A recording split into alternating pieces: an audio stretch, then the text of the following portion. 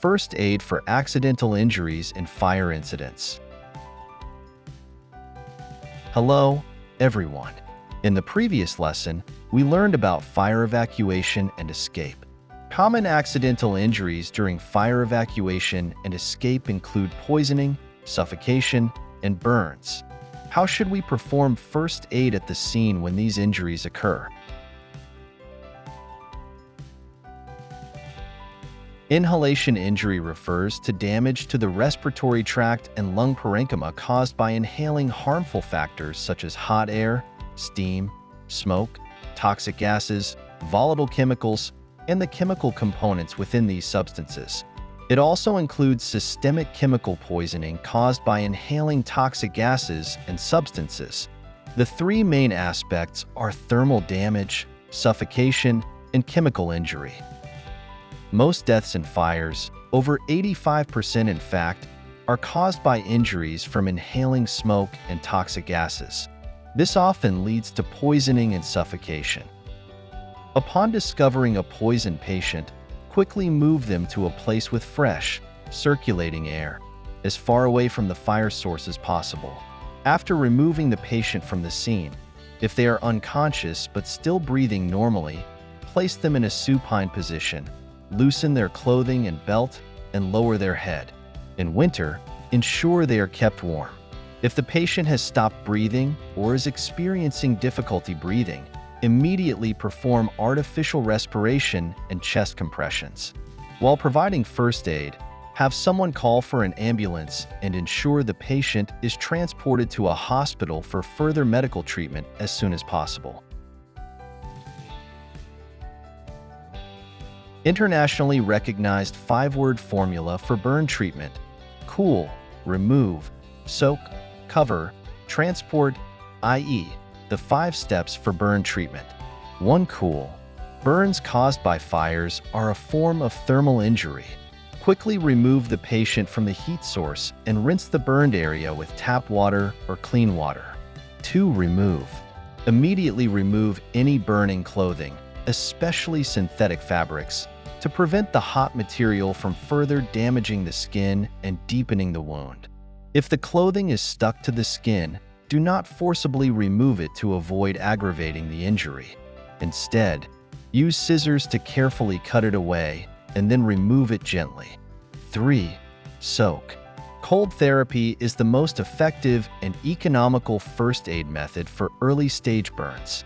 Prompt cold therapy can prevent further heat damage to the wound, relieve pain, and reduce exudation and swelling. Begin cold therapy as soon as possible, as the earlier it is applied, the more effective it will be. The method involves rinsing or immersing the burned area in room temperature water for 20 minutes for optimal results. Cold therapy is generally suitable for small to moderate burns, especially on the limbs. For larger burn areas, do not soak for too long to avoid hypothermia or delayed treatment.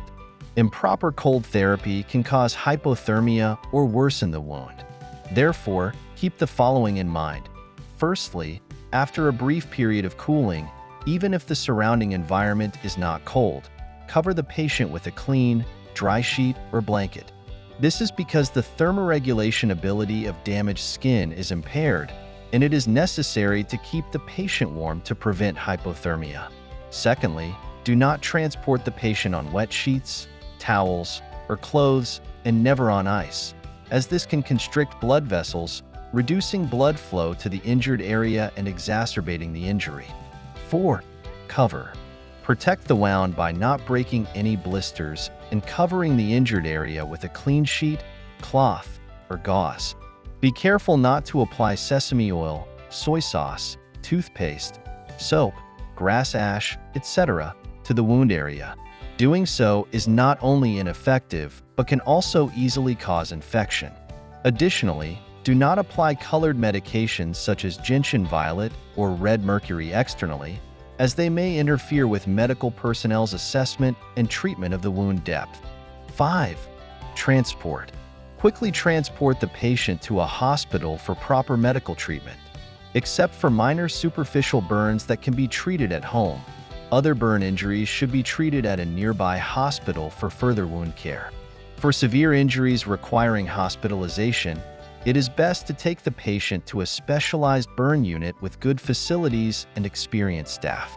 If the patient is thirsty en route to the hospital, give them small sips of brackish water, not plain water or sugary drinks. If the patient goes into shock before medical help arrives, lay them flat with their legs raised about 30 centimeters, cover them with a blanket or clothing for warmth, and try to keep them conscious by speaking loudly. In case of shock, it's crucial to perform the following first aid measures: bandaging, stopping bleeding, performing CPR, and keeping the patient warm. Finally, let's recap what we've covered today. We've explored first aid for accidental injuries and fire incidents, focusing on first aid for poisoning, suffocation, and burns during fire evacuation and escape. Learning and mastering these first aid skills and knowledge will equip you with the ability to perform effective rescue operations and uphold your responsibility as protectors of people's safety.